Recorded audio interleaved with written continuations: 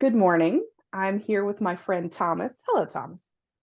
Hello, good morning. Although it's the afternoon here in England. Just had to think there what country I was in. That's Good afternoon. Good that's afternoon. right. Um, Thomas, can you say your last name for everybody? Ballantyne. Like, why are you giggling? Why are you giggling? No, I'm So just it's go for it. so it's like Valentine, so it's like the whiskey, only YN and the only with a whiskey. Y. I like the whiskey. I've tried the whiskey. Yes, Horrible. Horrible. I'd never tried it. I'm not a whiskey gal. But it's also, so it does sound like the whiskey, and I actually remember snapping a bottle when I was in a bar and sending it to you. But which is funny because you're my trainer. We're going to get to that in a second. I'm Kristin Louise. This is the Up. We're in episode 7, and I'm here with my personal trainer, Thomas, because anybody in my life is game to be on these interviews now, guys. Like, if you're in my life, we're talking about something. We're being interviewed. It's great. So I'm here with Thomas, and his last name is Ballantyne. Yeah. And it sounds just like Valentine with a B. Yeah. Yeah. I got So a lot in school. yeah, right, of course. I totally feel that. But when I met Thomas, the funny background story for everybody that knows me and has been listening, there's a small group of people that have listened to every single episode. So the funny story there is that I thought the last name was made up. I mean, Thomas is a real name, but I really didn't know because I'm from here. I'm so ignorant. I'm an American. So let's just get it out in the open right now. Beginning of the podcast, I'm an American, and I had never heard of your name before and or seen it. And so I'm like, Ballantyne, is that how you say this name? Is this real? And so we had a good chuckle about that. And then somehow we ended up talking about the NBA. You're a big fan of the NBA, and your son is a big fan of the NBA. Who's your team, Thomas? So I'm Cleveland Cavaliers. I'd say the NBA is not really hugely popular in England. They just follow football, but football's not really very good, is it? But you mean He's soccer. yeah, soccer, whatever you want to call it, the one where they dive all over the place. That one. So I'm Cleveland Cavaliers. My son is he's Is he just still a changed. Buck? He's Dallas Mavericks. He's not a Oh, Buck he's anymore. did I he just said to pick them because him, they did so well? Is that what happened? Like he saw a winning team and he just ran after it? Because that's not fair. I think so. But then again, I used to be at Atlanta Hawks, and then I realised that they really weren't very good. So I changed to Cleveland Cavaliers. And I was even going to ditch the Cavaliers if they didn't beat, who did that? Kind Oh, I of remember. You Orlando. were going to give it all away, and then you were looking for a new team. We talked about Memphis. Yeah. We talked about Memphis. Dallas were in the reckoning. But no, it's happy to stay at Cleveland. Okay. And I like the colors of Cleveland. That's actually why I picked this wine Mhm. color. It's actually why I Yeah. picked this today. Um, because wine and gold are two of my favorite colors. I think it's like an elite combination. And I'm a marketer, so things like that matter to me. Um, you're the reason why I have the NBA app that bothers my phone all the time. Yeah. So thanks a lot for that. And I am a Timberwolf. I didn't pick that, you did. But the story there is that sometimes, I mean, I know nothing about the NBA. I know a little bit about basketball, maybe. I mean, like, I get how it works, but I didn't have to know any of that. I literally just downloaded an app, and you and I talked about it briefly occasionally, but then I became a fan and it was fun. I followed it. I did a bracket. The app Do you updated me. remember how? Do you remember why you picked Minnesota? You picked Minnesota. I didn't, Mm. but it's Well, because your of the big surname, ticket, of course. I know. yeah, your surname's Garnett. There's a big Right. famous player Nice called Kevin. surname. Because I mean, You're so British. I'm sure all of your listeners are thinking, yeah, yeah, we know Kevin Garnett, and No. his former. Well, they will do, they will do. Okay. And Yeah. So the big ticket is Kevin Garnett. For those yes, who aren't following along surnames. at home. Your surname, and he was at his best when he was with Minnesota. Played for Boston as well, but yeah, Minnesota makes sense. That's true. And the first time I attempted to order a Kevin Garnett garment, it was the Boston Celtics, but I didn't know the difference because I was a new fan. So then I had to reorder, and I got something Timberwolves because I can't be rooting for the Celtics if I'm actually a Timberwolf. So then I Yeah. had to reorder, and I did that. And here I am. My guys are out. It's over for us this year. But I still have the app, and it's been fun. And I think the story there, it's funny, honestly, for everybody in my life, they got a real hoot out of like me becoming a basketball fan out of thin air because it's not me. But I think the real story there, as I thought and prepared for this interview, because I did think and prepare this interview, Thomas, if that Yeah. surprises you. But as I thought about it, I think the real story on the basketball app on my phone is it was just like a conversation, like it was just like a conversation starter and like something that we would talk about. We didn't really know each other very well. Are you going to And get a jersey with Garnett on the back? I Because you have a could get them. t-shirt. I could get a jersey. I have a t-shirt, but like jerseys and women, like I don't know. Like it's You have to cooler wear for you t-shirts to wear. underneath. You Yeah, have I to don't wear. know. Like I just picked a t-shirt because I felt more comfortable. Because a jersey is kind of and then like for me, and this is a woman thing, ladies comment on this, okay? Like back me up here. To wear a t-shirt under a jersey, that seems weird to me. Like as a man, fine. You do what you want to do, wear your t-shirt under your jersey.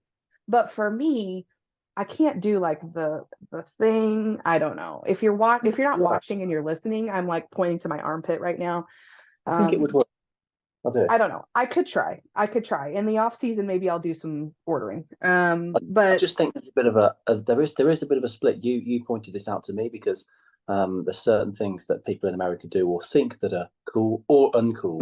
I mean, oh no. combat trousers are especially cool in England, but for some reason, people in America don't like them. Combat trousers, but you don't call them that, do you? You call them what do you call them?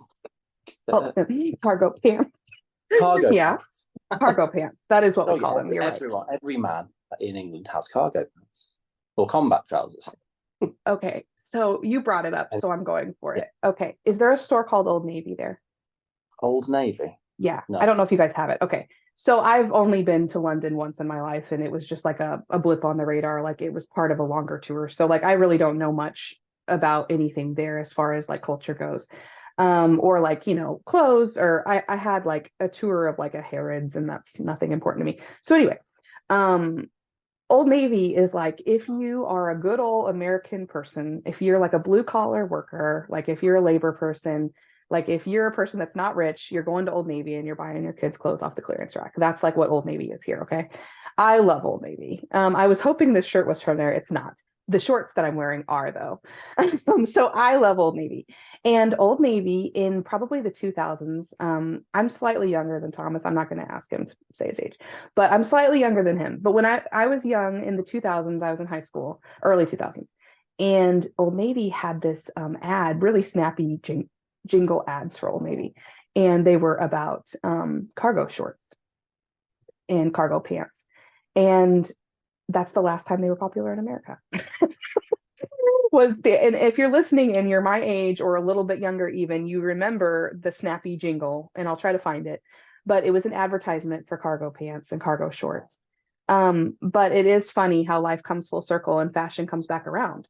So maybe you guys are just ahead of the game and they haven't come back here yet. You might be Mm. the one that's in the right here. I don't know. I have no idea.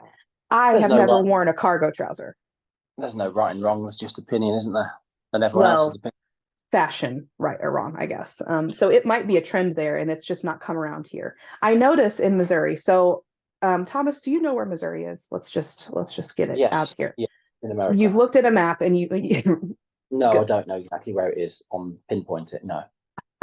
Okay, that's what I thought. So you know what America looks like, Yeah. the general vicinity. Okay, Yeah. so if you would just put a pin right in the middle, like just throw a dart at the bullseye, you'd be real close to Missouri. It's like almost Kansas and Missouri are like split in the middle of America. Okay. So I'm just right in the middle. There's the West Coast, there's the East Coast, and then there's the flyover states, and that's where I live. The reason why that's important is I feel like a lot of stuff comes from the East or the West. You're obviously, across the pond East. Um, but you guys probably get trends and stuff way before I would here. So that's the joke is Thomas wears some cargo pants. And I was joking with him one day, but I digress. Old Navy is very popular here. You don't live in, so as an American, we are somewhat ignorant. I'll just say it, okay? Like we're somewhat ignorant to anything to do with the UK, what you guys do there, anything we don't really know, but it fascinates us. And maybe vice versa, I'm not sure. But as somebody who has never lived there, I've only visited through one time, very, very briefly. Um, tell me some of the favorite hobbies. Like, what are some things that, like, recreationally other than sports? What's the cool thing? You don't live, for the listeners, he doesn't live in London, so don't think that. Like, What's it's the a whole cool country. thing? Okay, so I haven't been so far much of a traveller, so let's just have a look at the Midlands. Interestingly, I'm in Coventry, and if you threw a dart at the map of the UK, then It's in the middle. it would. If I was yeah, it's in the middle. There's a place down the road from me called Meriden, a small Okay. village called Meriden, and that has a big pole that is said to be the centre of England. So, and that's Interesting. that's a stone's throw from here. If you're Stone's throw. if you're a fabulous baseball player, that is. Otherwise, Okay. it's about 3 miles. So 3 miles in the centre of England. Anyway, interesting things to do. I suppose there's the Memorial Park, which is a memorial for people that died in the war, and there's loads of trees there, and that's a big grass area with a kids park, a sensory garden, a little golf course. Oh, do you like golf? I used to play golf. It's a pitch and putt course, Oh, so it's yeah. got. I did go around in 66 once, which was my best. It's got the flags are white Yeah. poles. The plastics are not wood. I remember I really messed up on the 17th hole once. I mean, we're talking 15 years ago, and I really messed up on it. And I lashed my club out, and it completely shattered the pole. And That doesn't sound like a good day. And then I looked up and I saw the guy from the clubhouse just plodding over. So I got my. Yeah. He was walking straight towards him. So I ran. So people play golf. There's lots of exhibitions in the Memorial Park, like, what's it called? Party in the Garden? Party in the Park? Something like that, where singers come, famous singers. I love how you say party. Party. Yeah. And what else happens? What do people do? What do people do? Thing is, you know what? I just think that when you're a parent, you don't do anything. What do I do?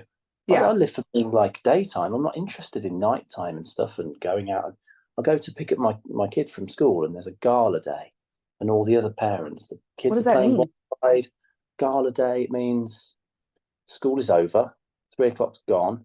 All the parents stay and they buy things to make money for the school, like the cake. Oh, okay. Gotcha. Yeah. Gotcha. Yeah. We call it something different, but yeah, And we they're have all that. there, and they're all there, and they're drinking their alcohol and stuff in front of the kids, which is fine if they want to, but yeah. So that's something else that people enjoy. I suppose that it's not really my thing. I just What bit about more tea? tea. Well, people in England, I think they drink a lot of tea. I'm not interested in it. If I'm thirsty, I don't want to wait 5 minutes. What do you want to drink when you're thirsty, Thomas? Let's get down to the brass tacks here. Rule of thumb, it's either water or Vimto. I mean, everybody likes it. Everybody in the world likes Vimto. That's the way it is. Okay. But still all fizzy. But right. There's water. I'm thirsty. Which I want to drink. is that champagne? Is Vimto champagne? No. What's fizzy? Fizzy Vimto. What does that mean? I don't know what that is. Okay. So soda. People in England. Okay. See, I didn't have that vernacular. Okay, got it. So you don't drink soda, and you're not really into alcohol. Yeah. I like drinking soda. Oh, you do like soda, but you don't like energy drinks? Energy drinks? No, I've had plenty of them in the past, but right. And I've had pre-workout powder as well. Of course. And that is, I don't have that anymore. We're honing in on the fitness conversation, if you can't tell.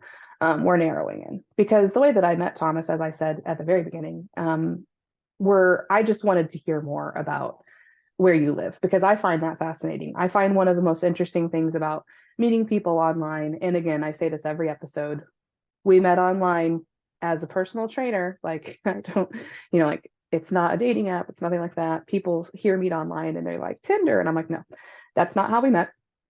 But I find it fascinating because I live in America and I've only ever lived here. I've traveled a little bit, whatever, but like, I've only ever lived right here. So I don't know how life is there. But what I do know is you're a personal trainer. You have quite a sports background. And we've talked a lot about faith. We've talked a lot about music. So those are the things that we've connected on. So when we, book. oh, and books. Yeah, there's a lot. I feel like sometimes those get in the way of our fitness, but I am on a fitness journey. And I do want to say, as I release this podcast, I'm going to share this information with everybody, but I'm over 30 pounds down since the beginning of the year. And one of the things I want to encourage people listening, and then I want to jump in because this is going to be two parts. So we're going to end the first episode and we're going to record a second because I don't want to do like an hour and a half of one because people just hate that. It doesn't go well. So you're inviting me back for part 2? Yeah, I'm inviting you back, which is going to be in Okay. 5 minutes. So get ready. We're going to record it right now. For everybody at home, they already know that. But what I want to jump into, I've lost, I think it's like 32, right around there, pounds this year. And I met you right in the middle of that. Funny as it may be, the story how we met. And I was like in a place of, I knew it was going to be hard to lose the rest of the weight because I've done the weight loss journey before. Like this is actually sadly my third time gaining and losing weight in my life. And I feel like this last one, not that I'm making excuses for myself, but like I was hospitalized, like it was a whole thing. I couldn't move for a long time. So I was like in a very bad mental space. And you don't know that because you met me online. So I was just like, I knew I needed something.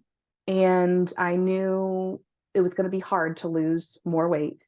And since I've met you and you've been training me, which has been like a month and a half, we'll say now, or you've been training me a month and a half now, I've lost an additional 10 pounds.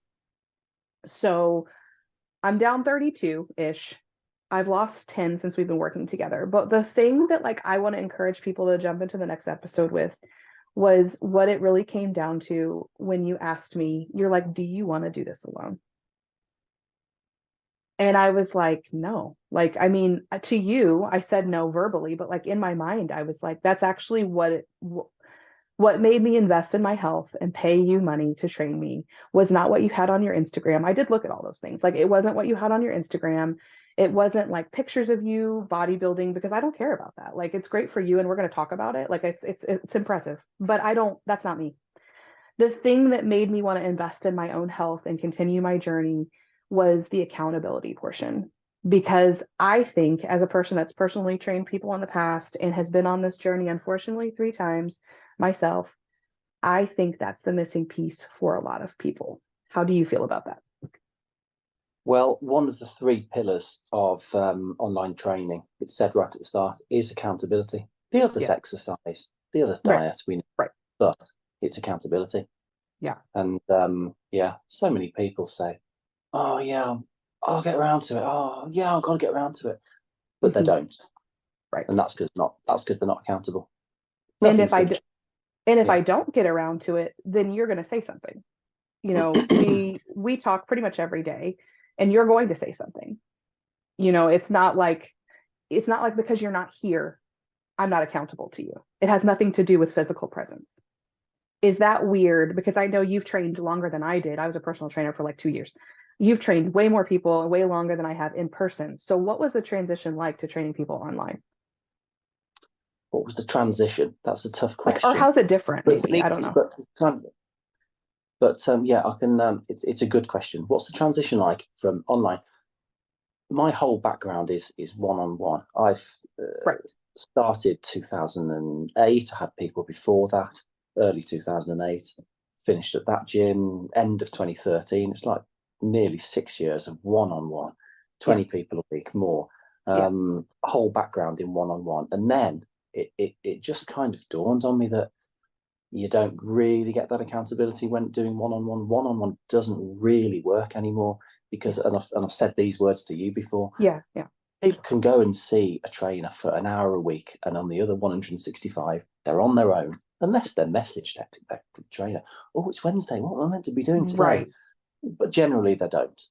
One-on-one doesn't work. They need the angel on the shoulder, metaphorically. They need that accountability, and there's so much more contact, and you know exactly what you're doing every single day with the one-on-one service. Sorry, with the online service. One-on-one doesn't work unless you see someone 3-4 times a week. Sure. And I had clients like that. when I personal trained, I had a lady and she just had the money and it wasn't an object and she loved coming in. And like we would talk and I would train her and she would, her goals were being met. Like, I mean, it was okay. Like we had kind of already, when she met me, she was probably halfway along her journey and we kind of just dialed in a few things. And I did talk with other trainers. I think like networking in any like part of life is really important because like there was one thing that she had, sorry, there's a piece of hair in my mouth. It's a problem you don't have. Men, you guys are so lucky. I had to like blow dry my hair before I came on here. Anyway, I had her and I remember being a little bit stumped by something with her. So I talked to another trainer that had been doing it longer and like they helped me out and she was great. Like we had great rapport. She was paying so much money to see me every week. Like that is just not doable for most people in this world. It's just not, they don't have the funds or the time. For me, it's even less about money and it's more about time. I don't have time 3 times. I'm with my daughter. She's the most important thing in my life. I want to spend my time with her and figure out how I can be accountable to someone like you. But I can do that in like less than 5 minutes a day. I'll do my workouts. Like, I think you know that about me. If you give me something, I'm going to do it. Like, I am an all in spirit. So if I agree, I did my research. I looked up things. Like, I talked to you. I asked you my questions. And I had like a period of a week there where I was just kind of like trying to decide, is this what I want to do? But to me, and what's going to lead into the next episode here, you asked me a very pointed question the second time. We had like a video chat that didn't go well the first time because I couldn't hear him. And then like the second time we got together, it was just real brief, like less than 10 minutes. But the very pointed question was, do you want to do this with somebody else or do you want to do this by yourself? And I was like, well, shoot, I don't really want to do this by myself. Like I don't like, I mean, I'm just going to be honest with you. I'm at a point where I'm like, a lot of my life was changing and I'm just like, I don't really want to do this by myself. And I have a knee injury. So we talked a lot about that. And I was like, okay, at least give it a try. Like, what do I have to lose? Like, your fee was affordable. You wanted to work with me. And honestly, I'm a different kind of personality in general. So I think when you're working with a personal trainer or a therapist or somebody that you're really working with closely that like deals with you personally, more than just like, even a doctor that sees you once a year or something, it's kind of important for me as I'm evaluating that, like somebody that can handle just like a different personality. And I'm like, okay, so he's not afraid. I'm actually crazy. I've already said all these things to him. He's not really afraid of that. And he has a lot of experience. So for me, it was like, what did I have to lose? Like, that's how I evaluated it. So in the next episode, for those of you listening, I want to talk about like jump into episode number 2. And I want to talk about like how that looks, the app that he uses, just kind of the systems. And then I want to talk a little bit about book recommendations and we'll close it up. Does that sound good, Thomas? Will you do another episode with us? That sounds good. I'm excited for part 2. Okay, I'll talk to you soon. Thank you, Thomas. Thomas. Did I say it right? Thomas. Not Thomas. Okay, I'll get it right for episode number 2. All right, we'll be right back. Okay. All right. No, I don't. Okay. Yeah, you do. Where were we? Let's hear it. Where were we? For those of you listening at home, we hit the max on I put a timestamp on the episode so I don't get carried away like I did in episode 3 that was over an hour and a half long. So we were just talking about when I had the video call with you, the successful video call finally. The first one that we tried to do, the background there is like I couldn't hear a word he was saying. Like, I mean, I couldn't hear a thing. And I don't know why, like I just whatever. And so then the next time it happened again, but I was like, okay, I'm on my cell phone data, so I'm gonna try to go like and find Wi-Fi. So I like go down the road to McDonald's. Literally, that was the closest place. I go down the road to McDonald's and I take this call. And what we're trying to do is like have a discovery call. So like, he can personally train me. And then I said, thank you for basically waiting. And I'm sorry, to take up so much of your time.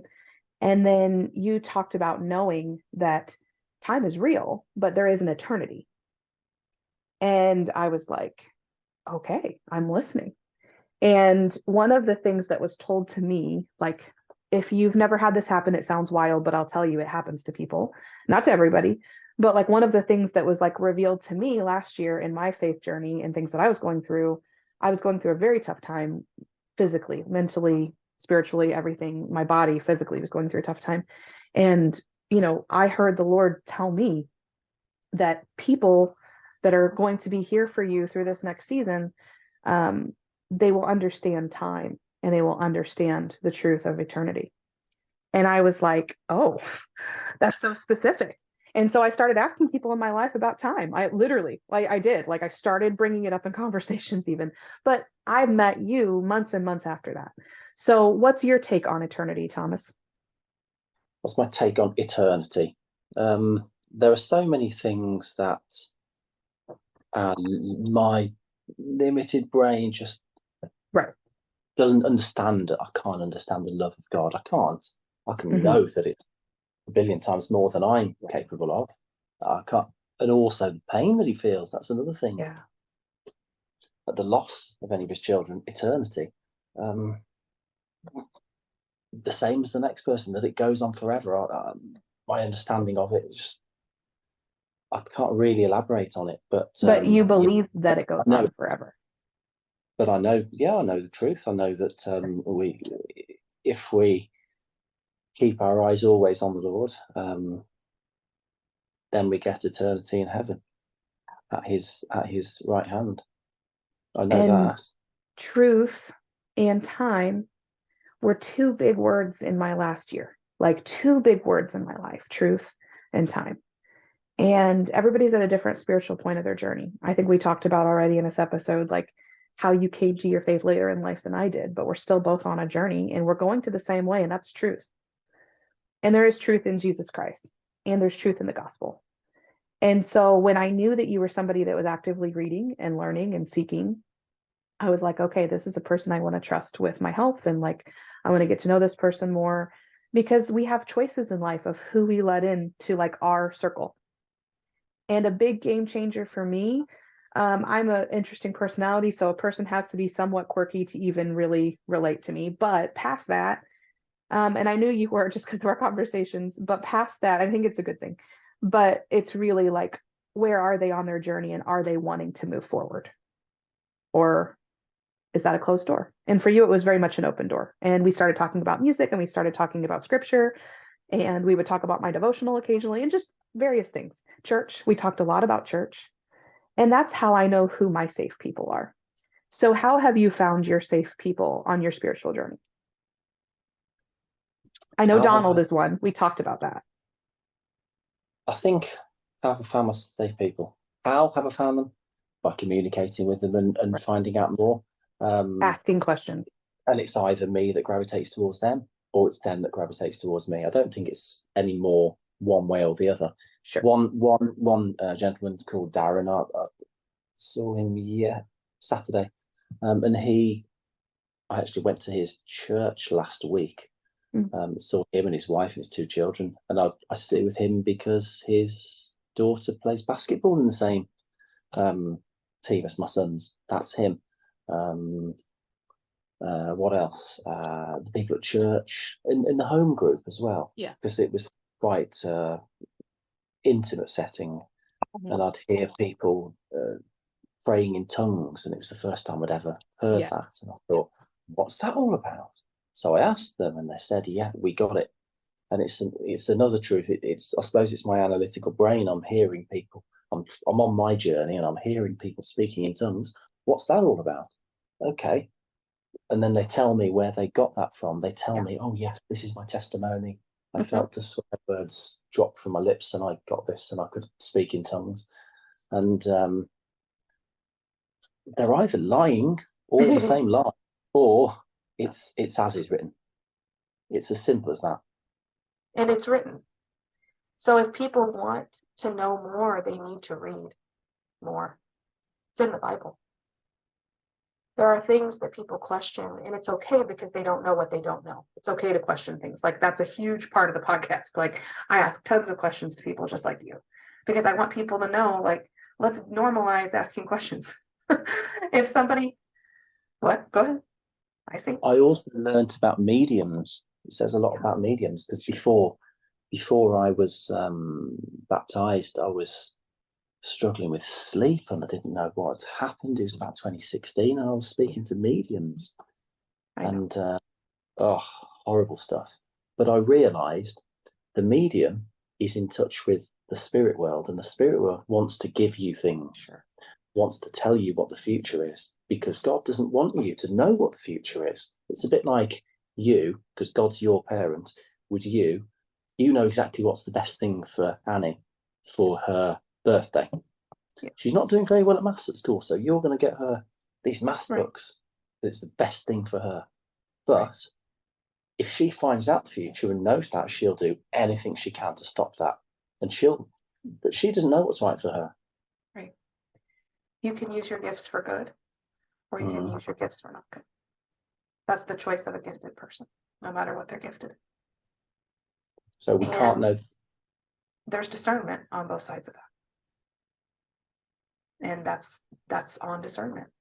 You have to be pretty far into your journey, from my experience, to have that level of right from wrong and knowledge intuitively. But everybody has a different gift. And I could have 12 episodes on things that I've seen and heard on my journey, because there's a lot to unpack, which is why I'm doing the podcast. But just so you guys know, Thomas and I have never talked about that. We've never talked about those gifts before. But that's the beautiful thing about asking questions. So that is a huge thing for me. I want to enable people to ask questions, like, to people they feel safe asking. Not everybody's a safe person to every person, but if it's on your heart, you should ask somebody.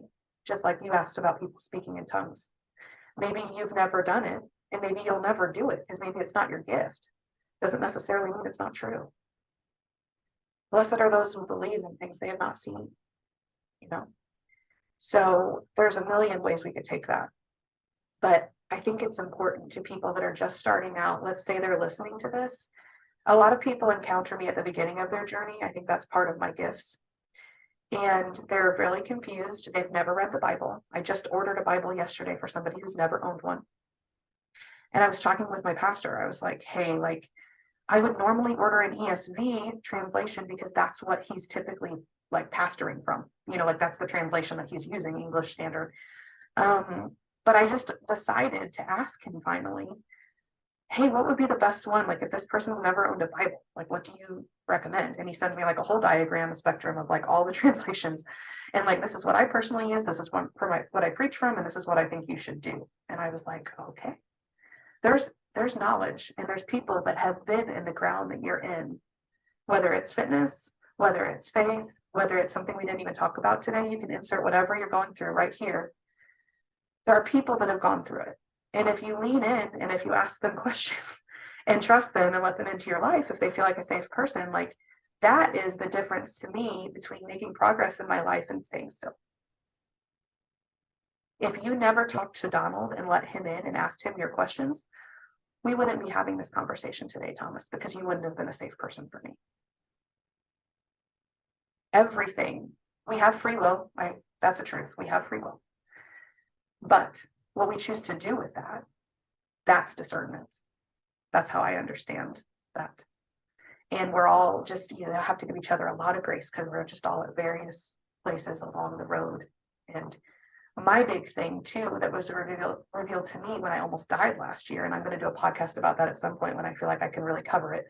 I don't feel like I'm there yet, but when I almost died in the hospital last year, my big takeaway from that was simply that we are all walking on this journey, walking each other home. What home do we want to go to? And who do we want to walk with? So I had a choice. I was working on my fitness.